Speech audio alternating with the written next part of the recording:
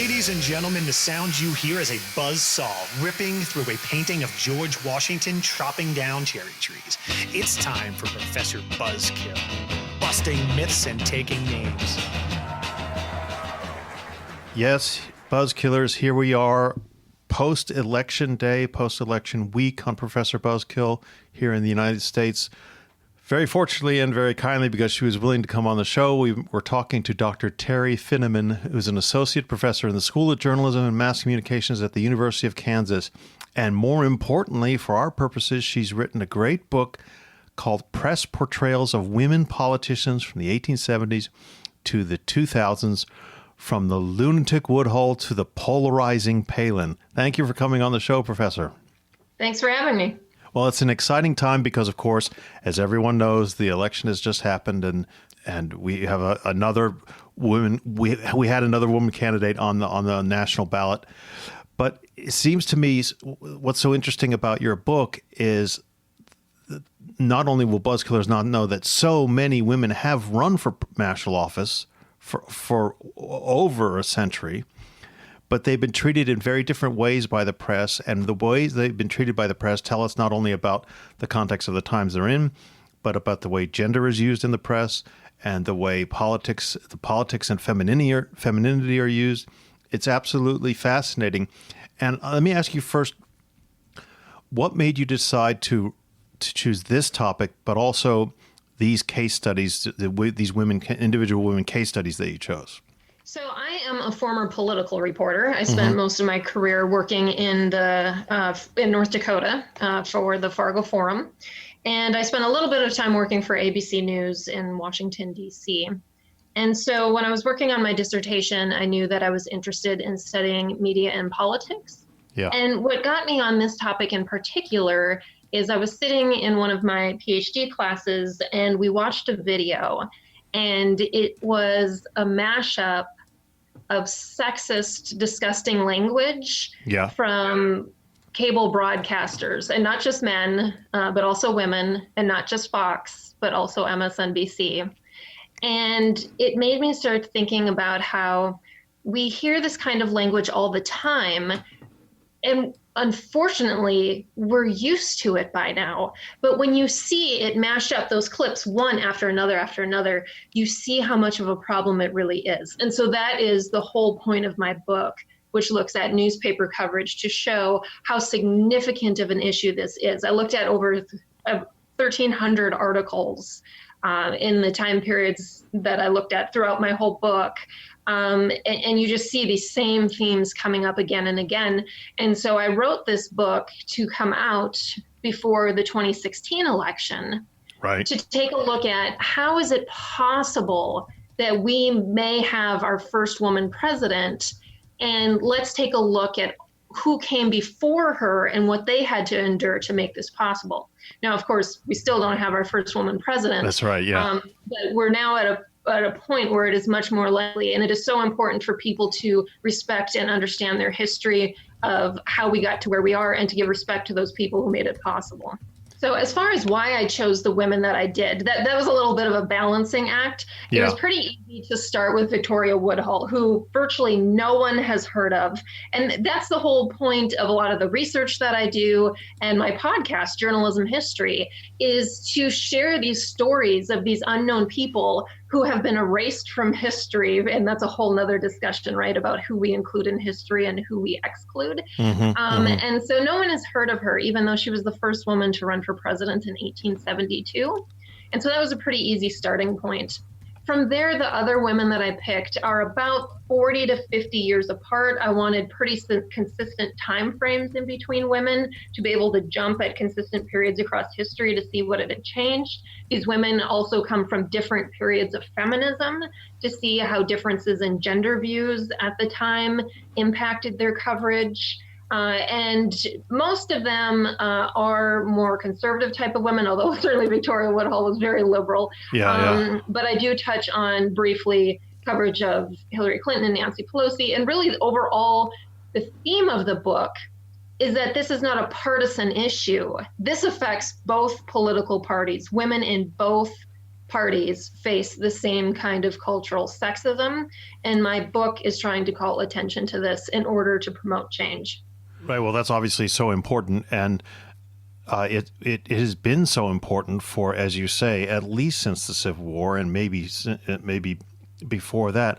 Let's look at Victoria Woodhull first. Can you tell the Buzzkillers who she was, how she came to be so prominent politically, and of course about her presidential run? Victoria Woodhull is so fascinating, and I think, well, first of all, since nobody knows that she exists, they probably assume that she was some no-name third-party candidate, and that's not true at all. Yeah. She was extremely well-known by the public of her day, which I'll get to.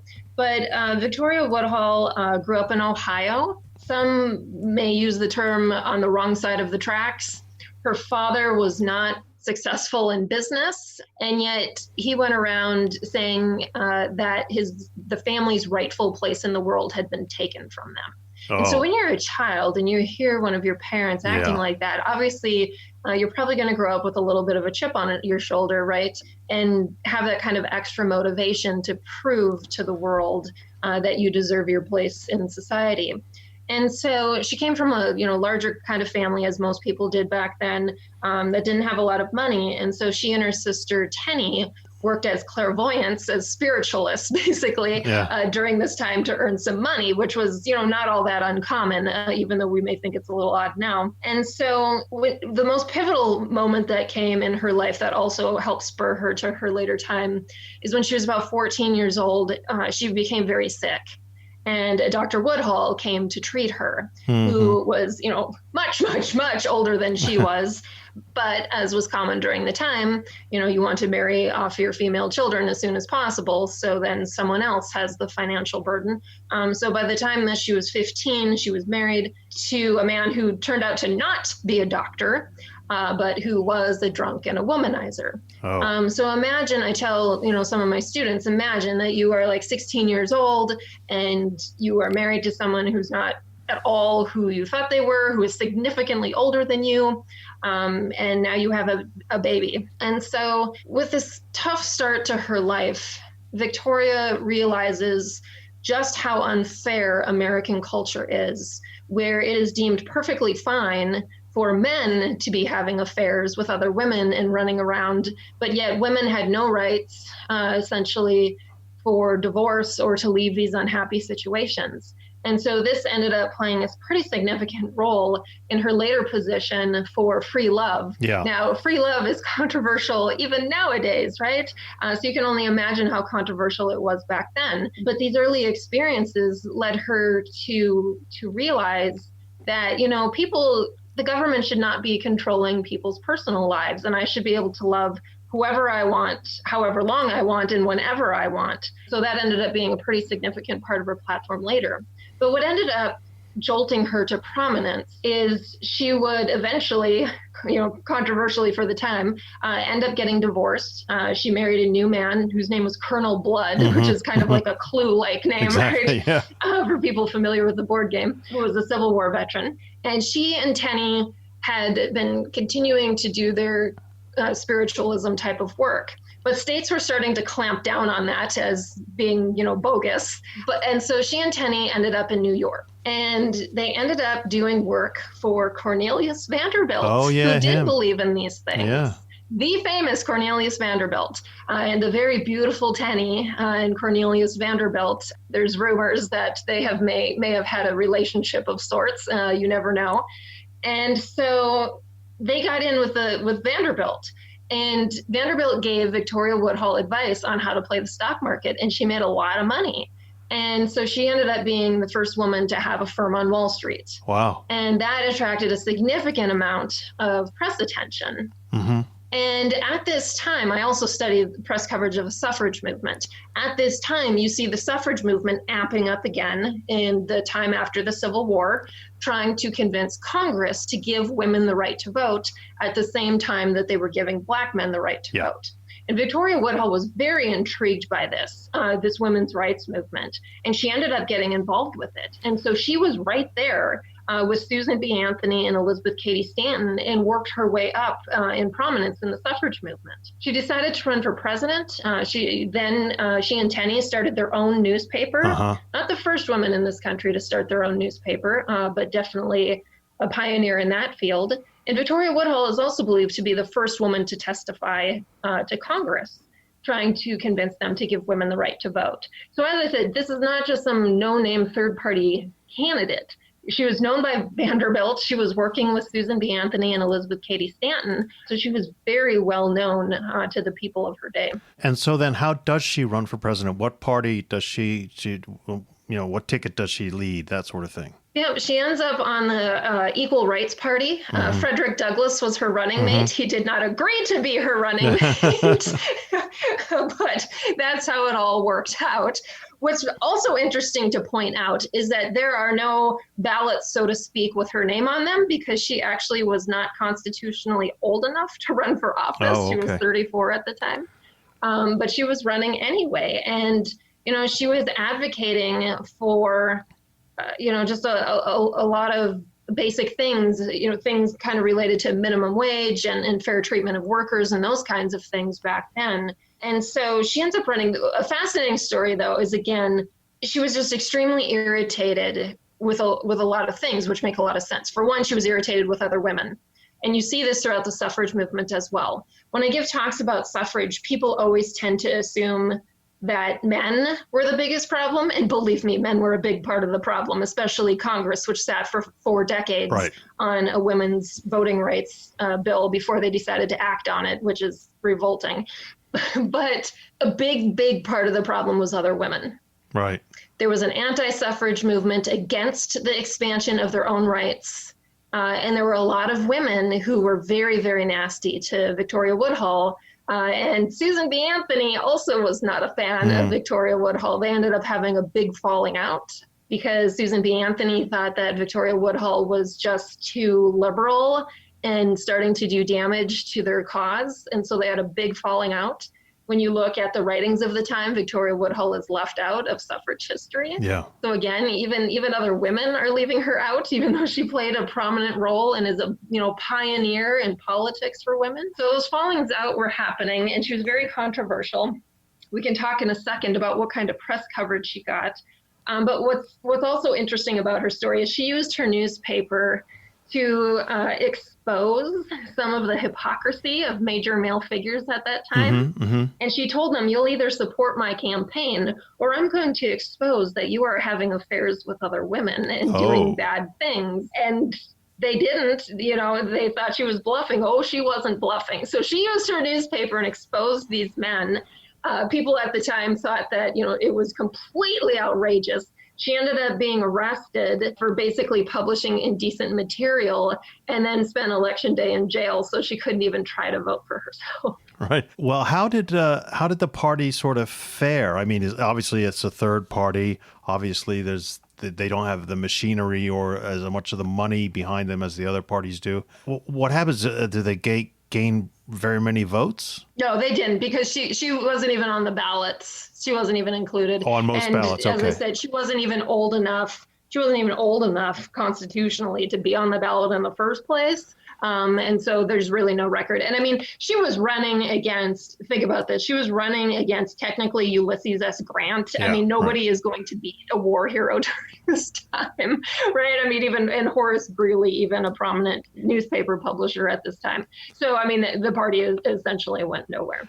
But then how did the press treat her, which is, of course, the focus of your book? Right. So here's an example. This article ran in Arizona. The chapter name of Victoria Woodhull in my book is Media Vilification of Victoria Woodhull. And we're going to come back to that because we see that with Hillary Clinton and Sarah Palin in more recent times. But as an example, this is an article that ran in Arizona. Her connection with a movement damns that movement. She may be mad, but she is impure in thought and depraved in expression. Her ideas are not merely preposterous, they are revoltingly indecent and nasty. Wow, that's an actual quote, too. Yeah, that's an actual story. Yeah. Does it continue that way through the whole campaign? Does she get any positive coverage at all, or even any reasonable coverage of what she's actually saying?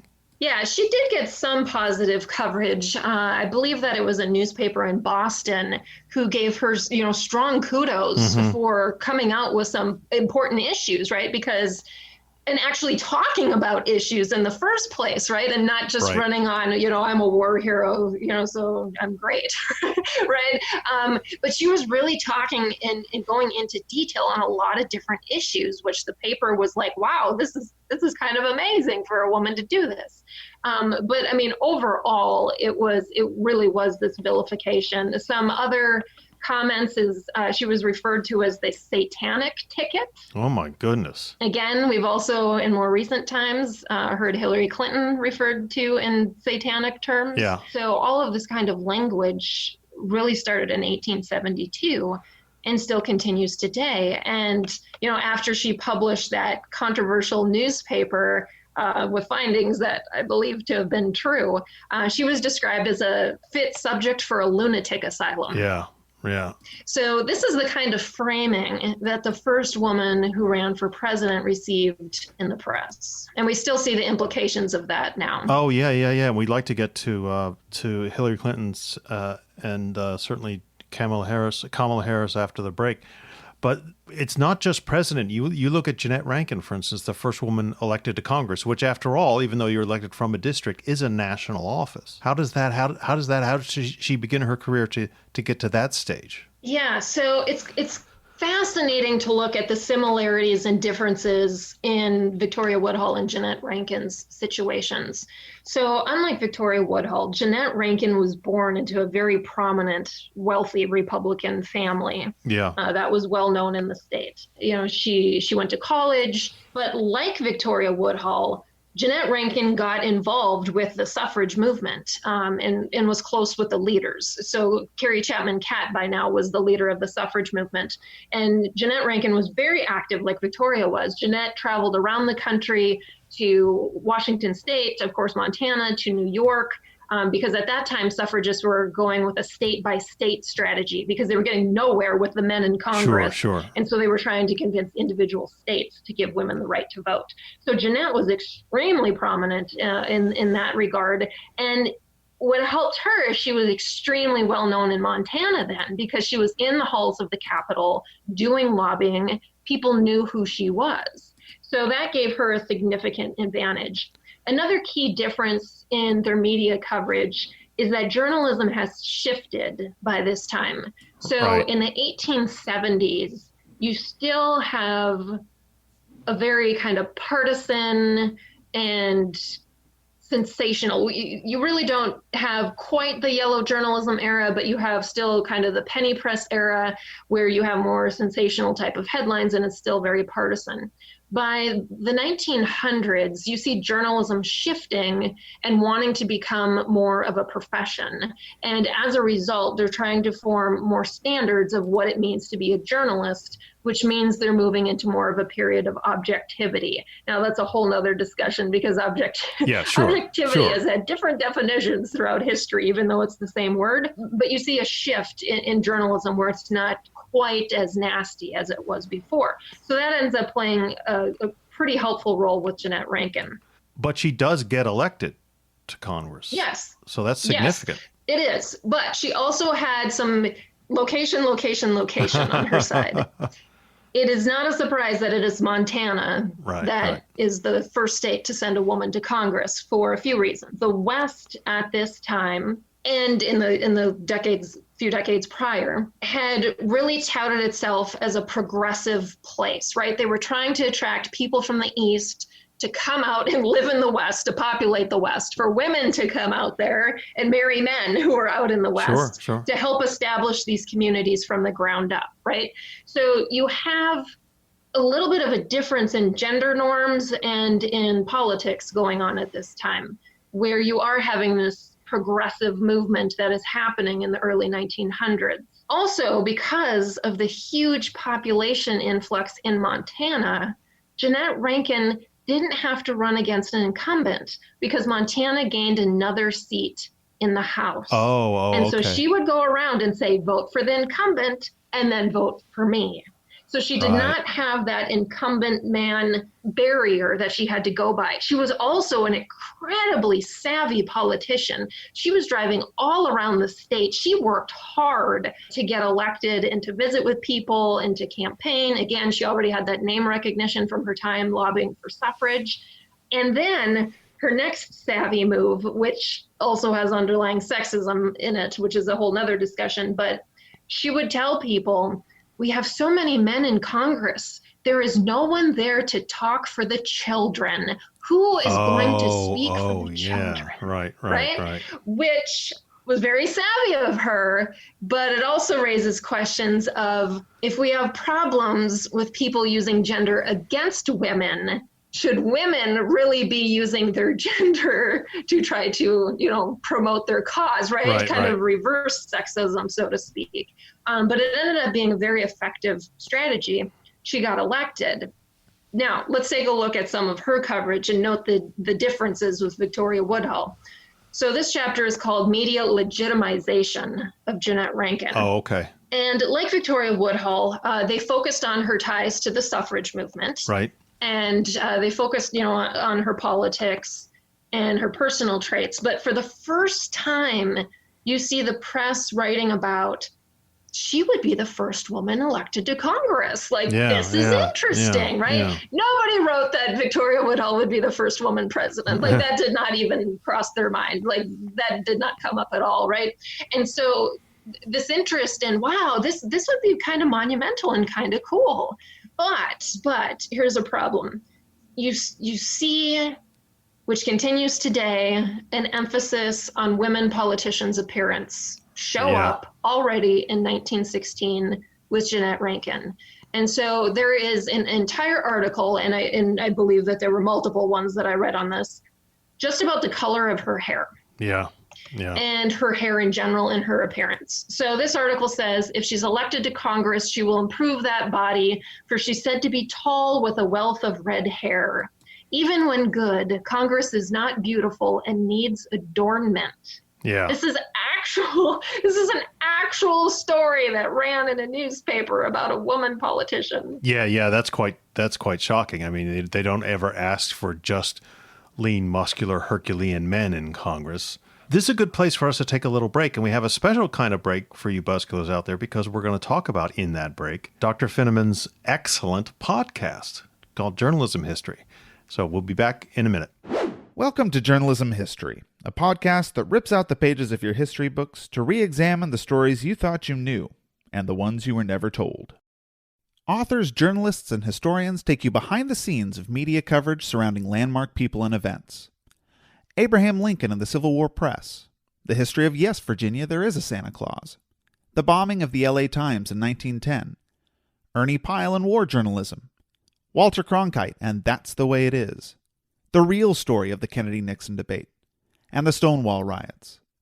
And then there's the stories you were never told, the Flying Jenny comic strip and its influence on women, Yankee reporters and their Southern secrets, a made-for-television tunnel escape, and just who was the Antichrist of American advertising. Find out these stories and more at journalism-history.org/podcast and wherever you listen to your favorite podcasts. All right, we're back, Buzzkillers, with Dr. Terri Finneman, who's here to talk to us about press portrayals of women politicians from the 1870s to the 2000s. Professor, before we left, you were talking about not only the first successful woman to run for a national office, Jeanette Rankin, but of course the first woman to run for president, and how the press treatment of those women was so, shall we say, extensive and extensively different than the way it treated men. In the second half of the show, we're able to talk about women who make it to the top or the top two slots on the ticket, national ticket, vice president and president.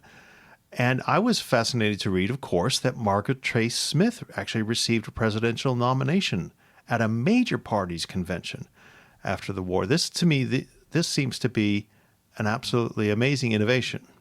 Yeah, so she was placed in nomination. Of course, Barry Goldwater ended up getting it. But what's interesting about Margaret Chase Smith and her story is that she ended up getting into Congress like women did in those early days due to the death of her husband. So for a lot of women, they were placed in there as the, so to speak, seat filler until Right. the party could find somebody else to take the slot. But Margaret Chase Smith ended up staying in Congress and had a pretty successful career there. And she ended up having a career somewhat similar to Lyndon Johnson's in the fact that they were in the House and the Senate.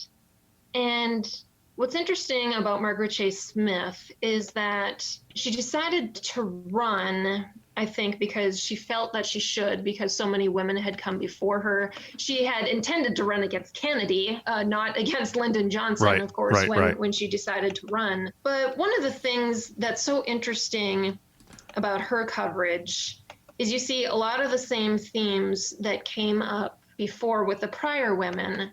But with Margaret Chase Smith, you see criticism about her age. And so this is another significant problem that women in politics face, is that if you are young, it is assumed that you should be home with your family. Women today continue to get asked questions when they're out campaigning or they're in office, well, who's taking care of your children? These are questions that male politicians are not asked. Sure, yeah. Okay? But in her case, she was considered too old. Right. Yeah. So you're too young or you're too old and you should just stay home and knit and do quiet activities, right? So for women, it's you're damned if you do, you're damned if you don't. No matter what you do, it's wrong, right? You can't win. And so she received criticism about her age. There was numerous press stories that referred to her as a white-haired widow. That made her sound extremely elderly, even though this was a very active, energetic woman. So it was extremely misleading to do that. And then you also have what's referred to as the masculine-feminine double bind.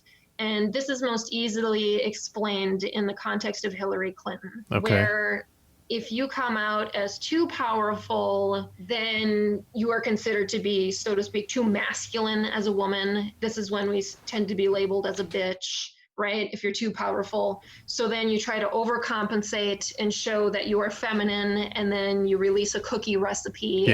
And then you get rid, right? It's like no matter what we do as women who are smart and strong and educated, we get criticized for it. So an example of what happened with Margaret Chase Smith is this is probably the best thing. She was an acknowledged defense expert, having toured overseas defense posts, but also is a great lover of flowers. Well, really? This is actual press coverage of her. So this highlights the masculine-feminine double bind, right? So she's a defense expert, but that's a little too powerful, so we got to bring her down a notch and make sure we say that she loves flowers. Yeah. Now, Lyndon Johnson also was on, these same kind of committees. And Lady Bird was into the flowers, but do you think anybody would have written that about Lyndon Johnson? No, of course not, yeah. No. And so you still see this sexist coverage playing out in the same kinds of patterns during this race as well. Now, why did she, apart from what you might say the obvious reasons, she doesn't get the nomination in 64 and Goldwater does? Is the nomination, the fact that she's placed in nomination at the convention just sort of, I don't know, a publicity stunt, or is it seen as a publicity stunt by people, or is this is a sincere effort? Yes. Oh, absolutely. Yes. But I mean, the thing with Margaret Chase Smith is that she really didn't campaign as much as, like, say, Jeanette Rankin did in her state, right? Margaret Chase Smith was still very focused on her role in the Senate. Stories pointed out that she didn't have like a strong campaign apparatus around her as far as fundraising and staffing and all of that. So it wasn't as strong as an effort. You had the press criticizing her, again, with some gendered language here. They described her as a woman without a chance who drove quietly about by a private car like a favorite aunt calling on relatives. Which is another, I call this chapter media negligence of Margaret Chase Smith. But she also could have put more effort into her campaign. Well, then we go further later into 20th century, and of course we have Geraldine Ferraro, who gets the Democratic nomination for vice president in 1984. Yeah, and I didn't end up including her in my book for a few reasons. One, I had come across some research that had looked at the sexism of her campaign, and I was interested more so in covering women who hadn't been studied as extensively. Oh, right. Okay. And so I didn't just want to repeat what had already been done. But I ended up finding out later that there hadn't nearly been enough of an in-depth analysis done on her as I initially thought. And so now I wish that I had gone into more depth on that. The other reason that I didn't select her is because, as I said at the beginning, I was trying to look at women in 45-ish year periods to be able to go across time in a kind of consistent way. And I knew that I wanted to come up to the present.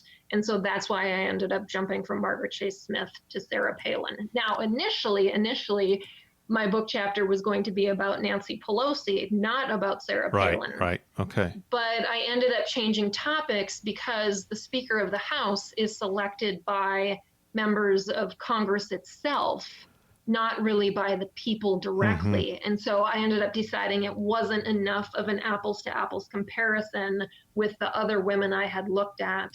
And because so much has been done about Hillary Clinton and the sexism that she has faced, that's how I ultimately ended up with Sarah Palin. Well, let's talk about Sarah Palin. It was certainly one of the most interesting campaigns in my lifetime.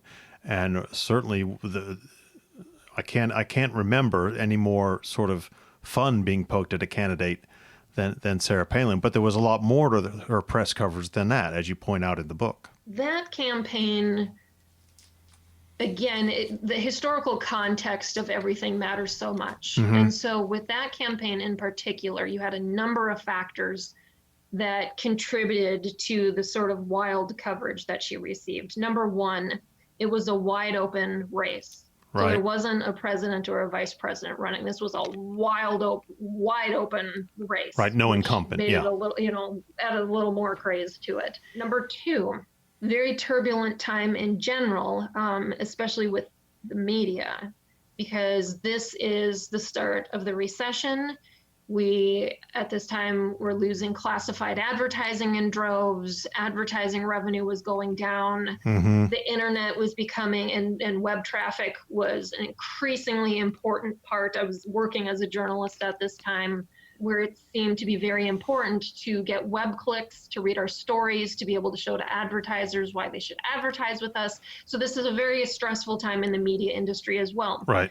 From more of kind of a pop culture perspective, reality television is taking off, where really nothing is off limits with what you share about other people and what you put on television, right? Right. And then, of course, we're in the post-Watergate era, where you have the journalism industry taking much more seriously its role to vet candidates and make sure that the public knows exactly who they're voting for. So all of these factors coming together made for a very wild election and coverage that could have been much better, quite frankly.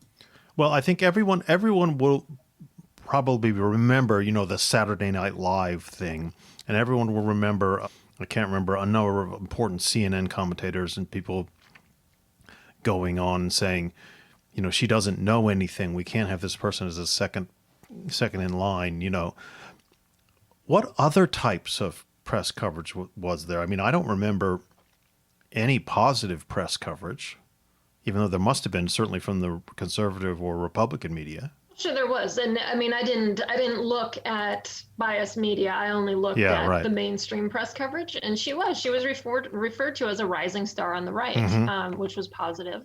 So she did have some of it.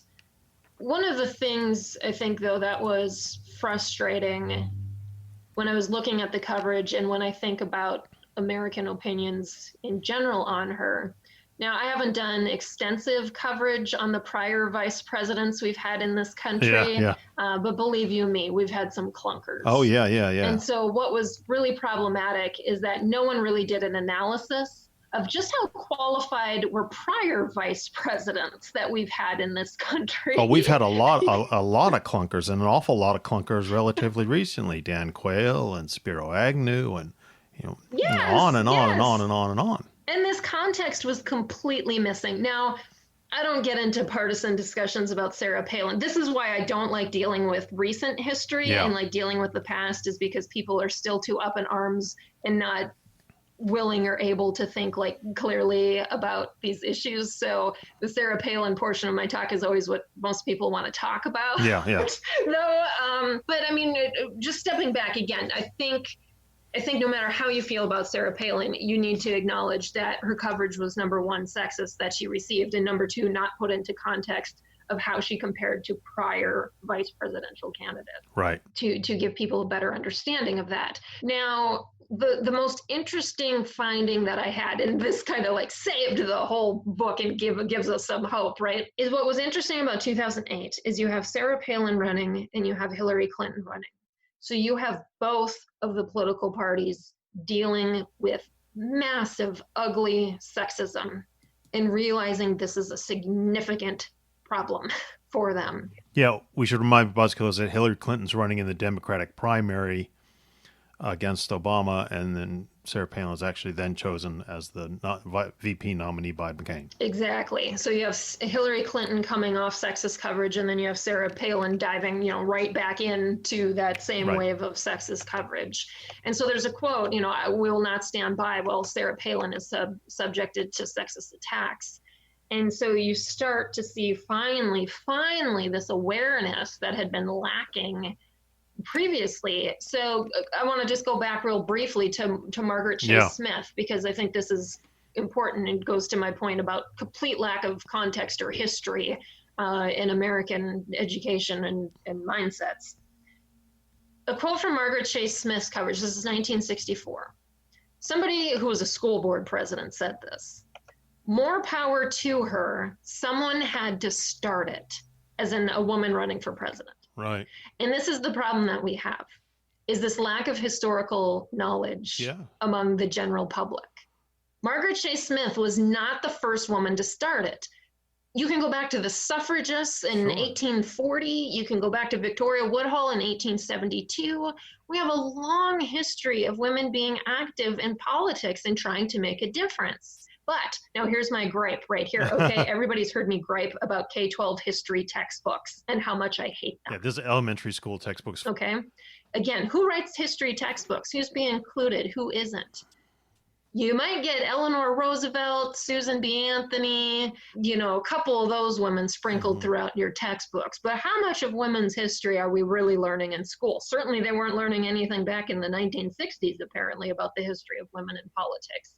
And by not having this history in this context, it makes it seem like women running for office is completely a novelty, right? And when something's a novelty, that's not a sure thing, and it makes us uneasy. And so by having this lack of context and this continued sexist coverage, women in politics know. So this is a clip that's from that sexist cable coverage, Well, if women are, such a big majority of the country, why aren't there more women in office? Right. Well, it's because women know.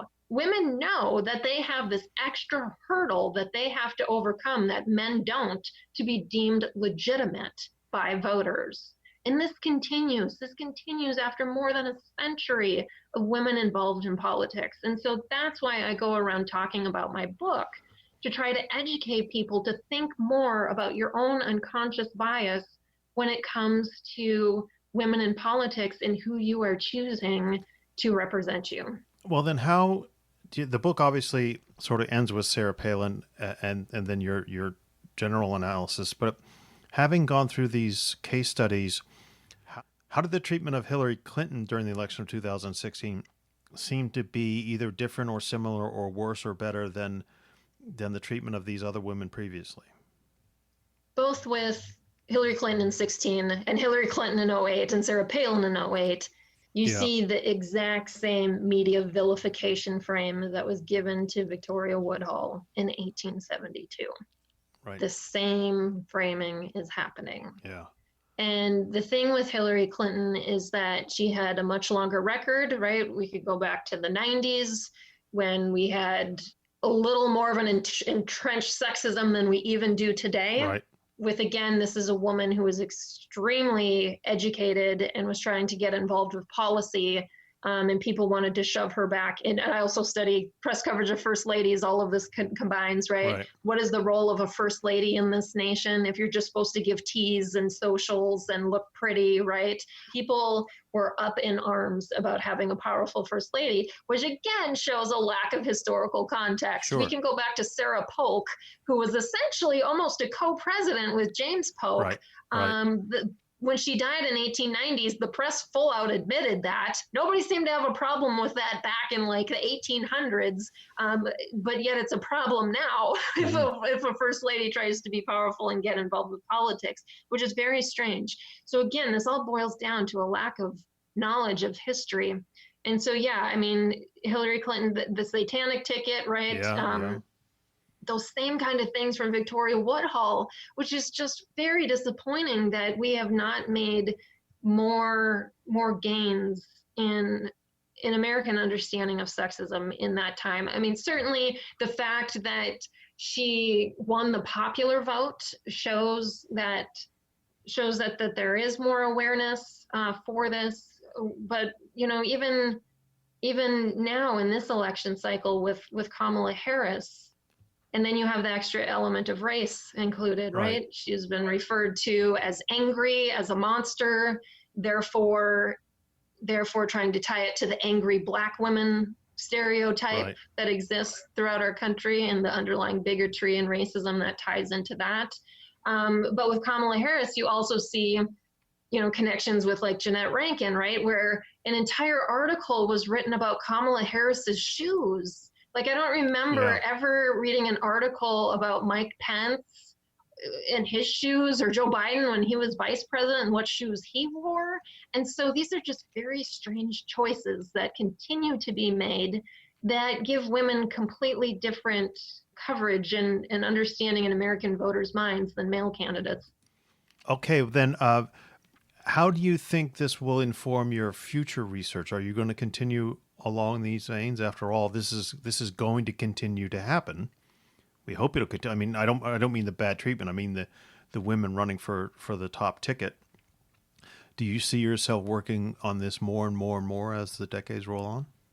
My next book is likely going to focus on the first ladies who weren't wives. Oh, right. I think that so much in recent history, we are so used to a female spouse performing this role, when actually it was very common in the early days of our country for a sister or a niece or somebody like that to perform this role. And the reason that I want to do that is because we are going to finally get to a point in this country where we do have a woman president. Or a so to speak, first lady who isn't a lady. Right. And I want to be able to provide historical context that we've had it happen before where this position was not held by a wife and we made it out okay, because I expect as there has been already some coverage of Kamala Harris's husband, you know, and, you know, being the second gentleman, right? People are fascinated with that. So I want to try to like bring it back down to earth for when we do have a different type of first lady, so to speak, of here's historical context on how this happened and played out before. Now, granted, it wasn't a man, of course, it was still in those times a woman performing that role, but still it was different. And it raises the question that is even coming up today is it fair to require the wife, or the spouse, I should say, the spouse of a president to perform this role in the first place? Right. We're seeing with Melania Trump that she's not overly interested personally in doing these kind of roles, or, you know, things that the first lady has done historically. Michelle Obama, very successful career woman, right? I mean, she could have potentially continued working in her career, doing her own thing, right? But she didn't. She decided to perform the office as it had been historically. But this is a position that isn't paid. No, we don't pay these people a dime to do all of the work that they do. So is this a position that should be a professionally paid position by somebody who is actually well qualified and wants to do state dinners and all of these kinds of things? Or do we keep requiring the spouse to do this, even though that may not be their interest area? So I know that this is a little maybe out there for your listeners to consider this kind of thing, they'll because find it it's not fascinating. really made the mainstream before to have these kinds of discussions. But I'm going to drop that right there, because I do see perhaps in the decades to come, this position shifting. Absolutely. I think it'll change dramatically. All sorts of things may change with gender roles and people with different sexuality eventually being elected to president, and it'll be very interesting to see how all those dynamics change. Well, the other thing that's been extremely interesting, Professor, is having you on the show. This has opened up so much context for our listeners. It's very it deals with the just election that we just had, and it deals with how things are how we can think about things happening in the future. And I hope you'll come back on the show to talk about this new book when it's finished. Sure, I'd love to. I do a lot of different things. Okay. Thank you again. We'll just say to all the buzzkillers out there that we will talk to you next week.